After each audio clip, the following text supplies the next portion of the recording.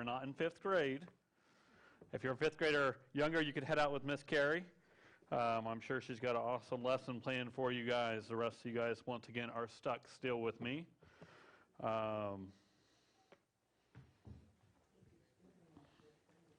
It's exciting, and the reason why Helen came up, and Helen and Barbara and Debbie are on our missions committee are going to be sharing some of the missions we support. It's just because there's a lot of new faces, me being one of them, that still aren't aware of everything that's encompassed that we support. And so we just figured if we spend some time sharing and also updates, because we know things on the mission field change all the time, just like they change here. They change everywhere. And so just it gives us a chance. We're going to be spending that time once a month, just taking one of those groups that we support and sharing with you what's going on. So these first round might go a little bit longer, and that's okay because we got to catch everybody up because we haven't done it for a while. But it's exciting to hear. I'm excited for the joy bags and all that they do. I've been a part of churches in the past that have done that, and then obviously the other one, Operation Christmas Child, and it's just such a great ministry that we can do as a church. This morning, as you guys were out, if you guys were here Wednesday or checked the Facebook page, we're going to be taking a break from 1 John. And as you see on the screen there, we're going to be looking at Hebrews chapter 4 this morning. And just there's so much going on with life anymore, isn't there? It seems like it never stops. I mean, our calendar, me and Amanda have a little app on our phones, and we go through, and she can put stuff on it, I can put stuff on it, and it's like, okay, right now it looks like next week it looks pretty free. I literally went on Friday and put on there busy all week long and blocked. And then last night we got a text saying, hey, are we going to do July birthday parties? You guys want to do them next week? And so now, but it fills up, and it seems like when you have a break, then it fills up again. And it's just a busy life anymore, is it not? And God's been working with me through my personal devotions and everything on this concept of rest. And just this last Sunday, I got home and I was exhausted and tired and beat, and you guys saw that. Well, actually, I literally had I said, take a picture real quick, but this is how I feel. I was tired, I was exhausted, and I said, you know what, we're just going to spend next Sunday and we're going to talk about rest. Just take a breather.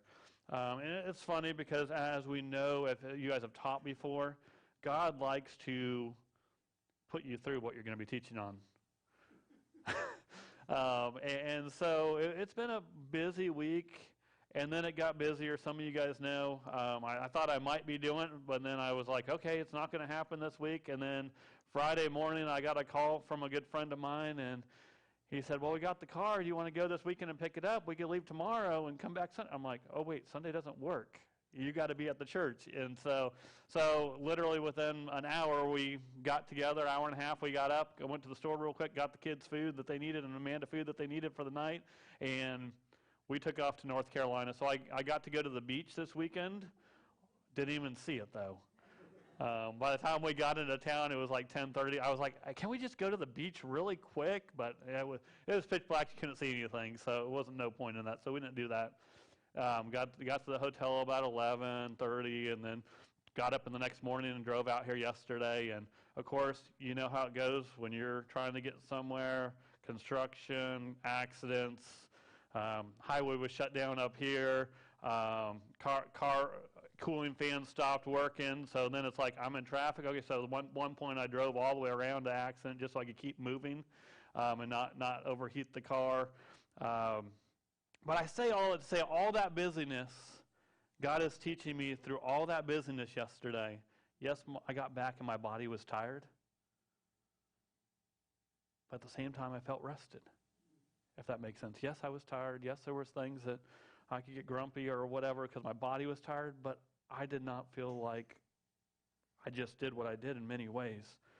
I want to quote real quick the great philosopher or theologian, whatever we want to call him, or we could call him a songwriter.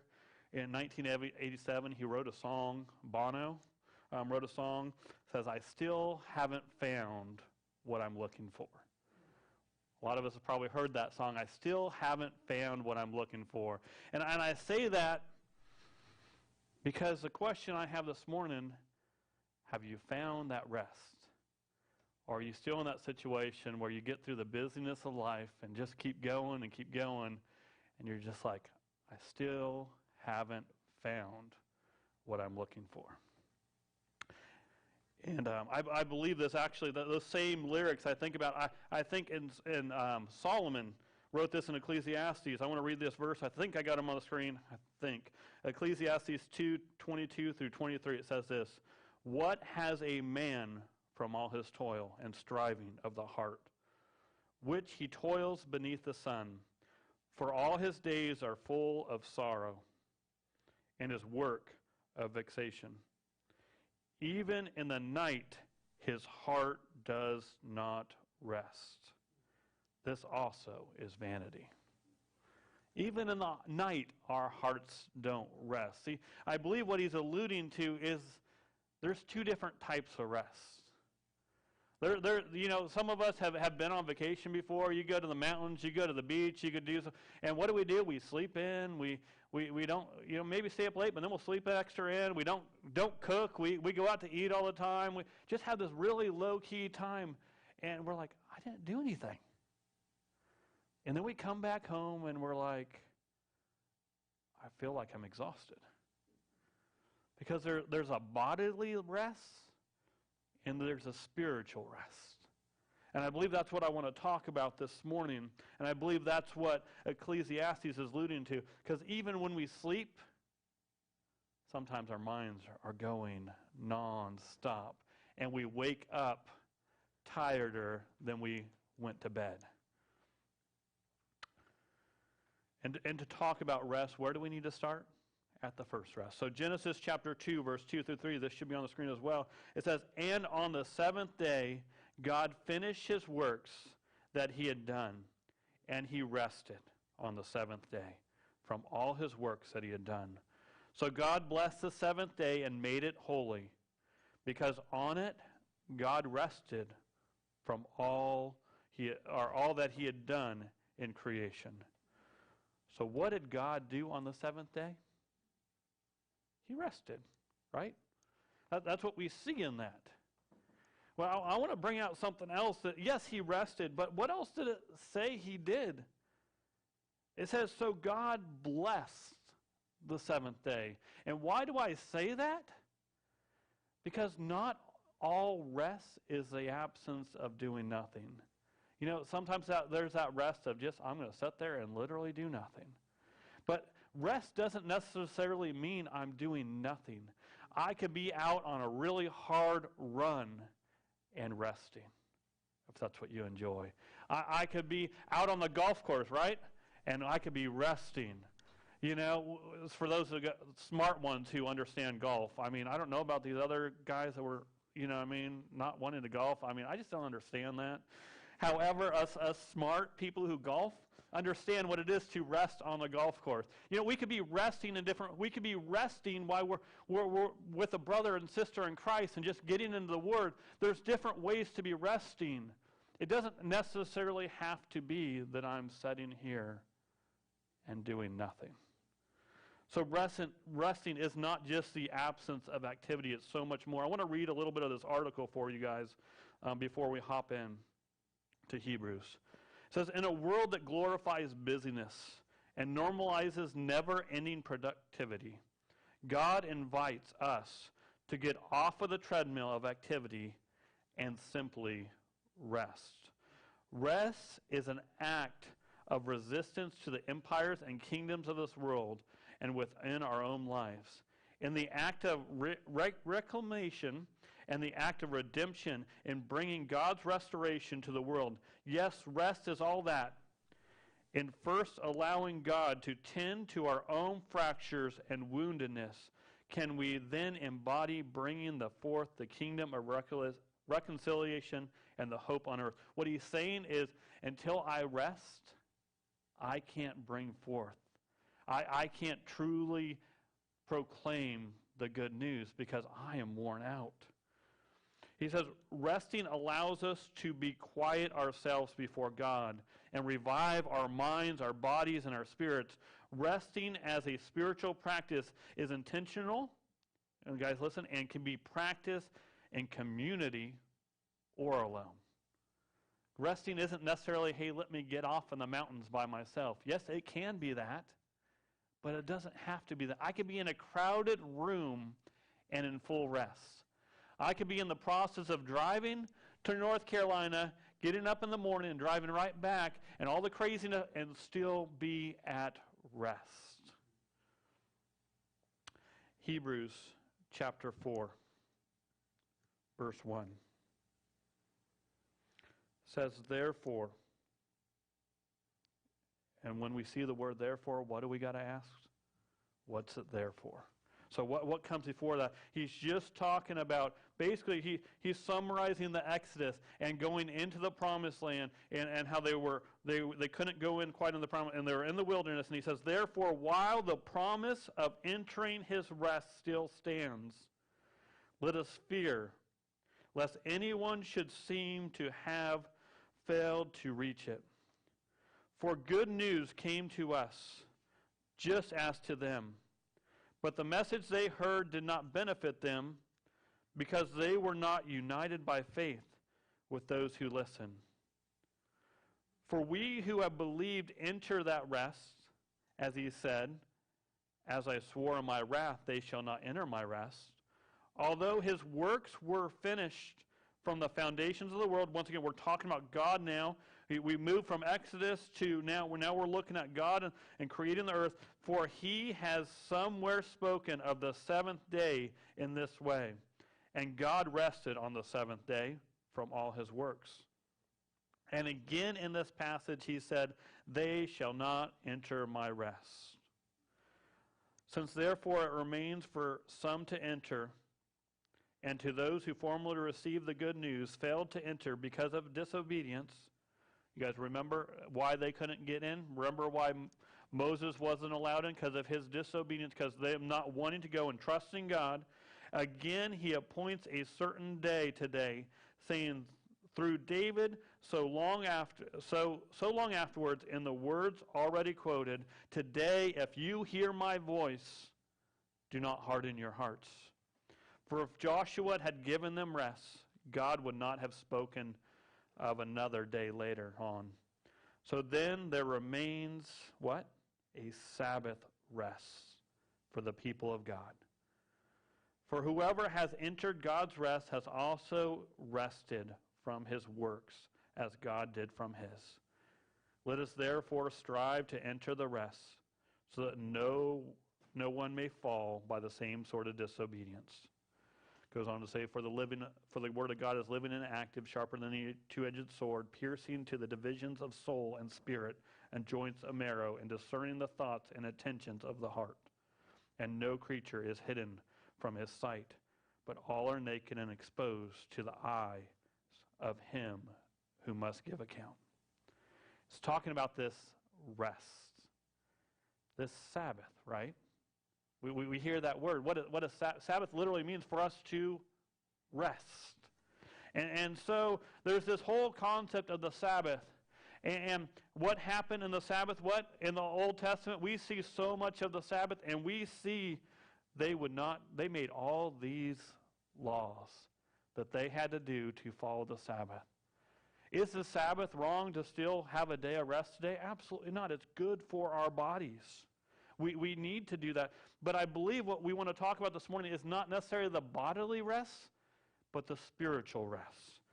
Because see, what happened is what they would do is they created all these rules, and even today they still have, I'm going to look at some of these, literally some of the things they cannot do on the Sabbath. Adding fresh water to a vase of cut flowers, they cannot do on the Sabbath. Making a bouquet of flowers, they cannot do on the Sabbath. Separating good fruit from spoiled fruit. You better get that ahead of time so you can separate it, because you can't do that on the Sabbath. Cutting your hair or nails. Applying makeup. Anybody have makeup on today? These are things. Guys, listen to this. Rubbing soap to make lather. Can't do on the Sabbath. So we have all these laws that we have created, that man created for the Sabbath. And why? Because we needed to have rest. That's what we needed, right? Was rest. It was a good thing. But we created so many other things. You know, Jesus, when he was on earth, you guys remember this story, right? Jesus was on earth, and see, I probably skipped ahead of my notes here, didn't I?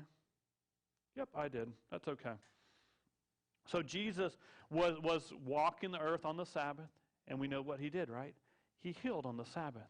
And what was his response when he was questioned? In Mark chapter 2, verse 27 through 28, it says this, "And he said to them," this is Jesus saying, "The Sabbath was made for man, not man for the Sabbath. So the Son of Man is the Lord even of the Sabbath." So he says what? The Sabbath was made for man. What he's saying is the Sabbath was made to give you a breather. The breather wasn't made for, you weren't made for the Sabbath. You know, it's not the other way around. You don't need to, it's not meant to burden you more. And that's what it's become almost. Literally to this day, you go over to Jerusalem and they can't walk so many steps. Literally you go over there, and I did it on accident. I think I told you guys this before. Got off very quickly. There is a Shabbat elevator in the hotels that literally stops on every single floor of these 40-foot buildings. Why? Because it's work to hit that button. And so we've taken it from a good thing to almost more weight on you. Because you can't do this, can't do that. And that wasn't the point. He said, look, I gave you the Sabbath so you could rest, not so you could be burdened. The Sabbath wasn't made to limit us, but to help us communicate with God and commune with God. That was the point of the Sabbath. And what I want to look at this morning is not only the fact that we need to commune with God, and we need a bodily rest, but we need that spiritual rest.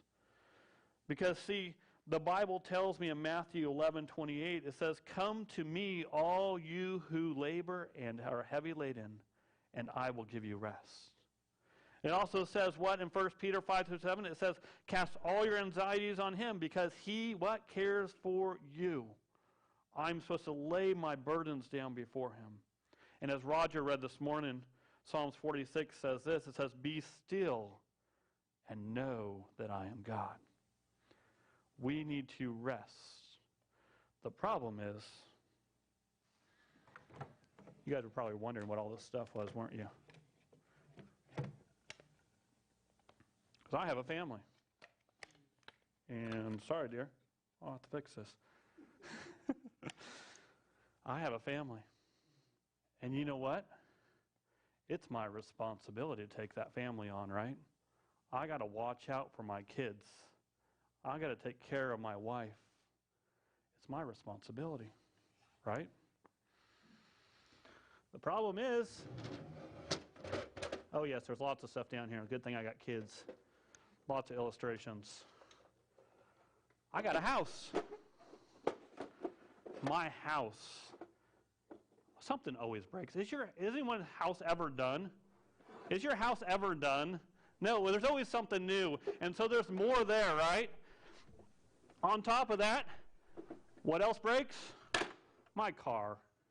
Well, people ask me all the time at the dealership, why'd they get rid of that good transmission? Why'd they get rid of that good transmission? Why?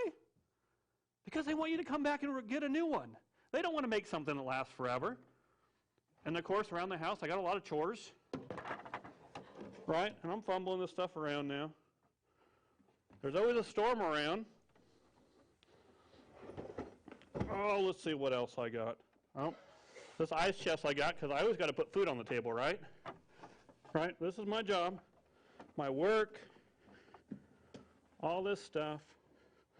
So I got to carry this stuff on me, right? This looks very restful. And guys, this is a picture we get, right?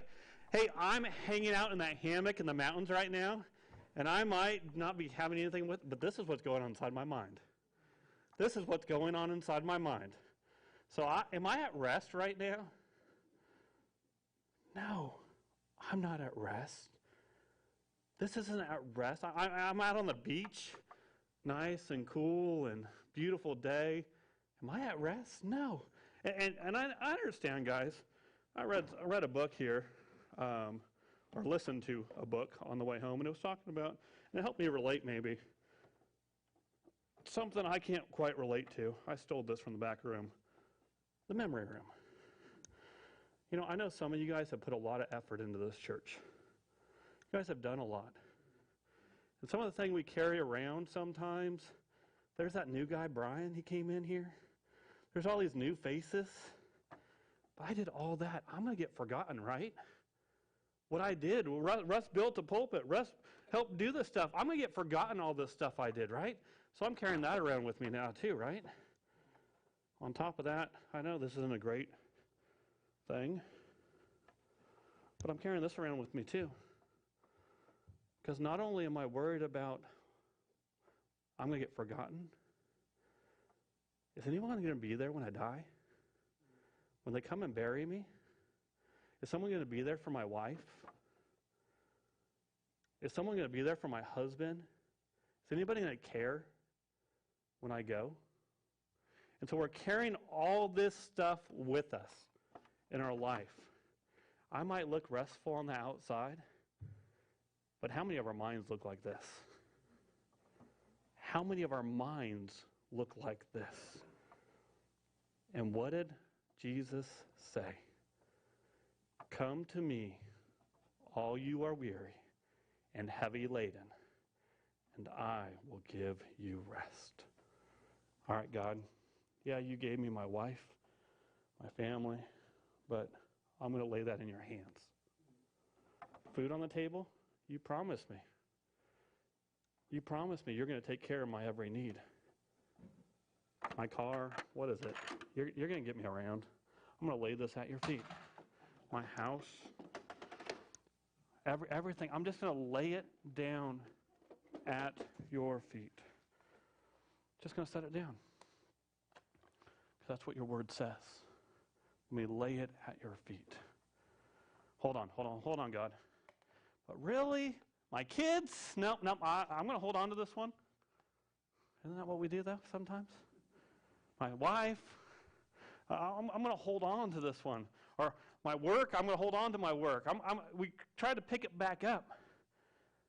And God says, come to me, all you who are weary, and I will give you rest.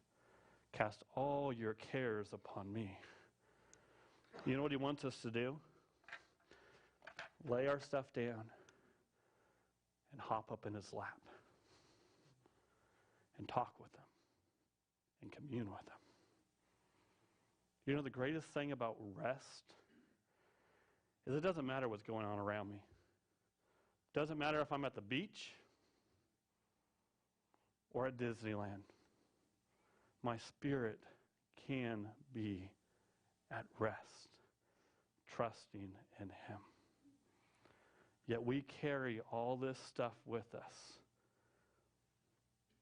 Verse 11 of Hebrews said this. It said, let us therefore strive to enter rest. Are we striving to enter rest? See, this rest that I'm talking about isn't a Sabbath rest as in a one day a week thing. This is a rest how we're meant to live. When we start to pick it up, God says, no, set it back down. Rest in me. Trust your life in my hands. So I don't know where we're at. There's no, and don't get me wrong with what I'm saying, there is no problem at all with taking a day. More power to you to take a day to just rest physically. But my question this morning, are you resting spiritually? Or do you have all that stuff going on in your mind? Or your mind's going non-stop? My mind's good at that. I don't know about yours. My mind is good at that. Just even, like I said, God wants to test us. I get home last night, and this is funny. This is how God works. Like, okay, am I good to take it? Am I doing what I'm supposed to be? And then I get this from David Jeremiah's article for next month. What is it? He is our rest.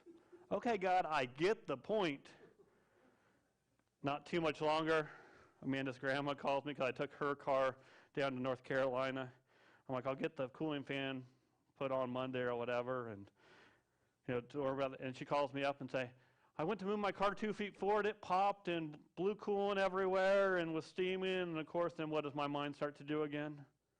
Go nonstop. We ended up going over there, and I don't even know what happened. There was no coolant on the ground. There was nothing, but that's okay. That's okay. But my point is saying how easy it is for us to hop back in that mind thing. Will you rest your soul in Jesus? This morning is he's saying, come to me, Mike. Come to me, Darlene. Come to me, Brick. Come to me, Wendy. Will you rest in me? I will give you rest.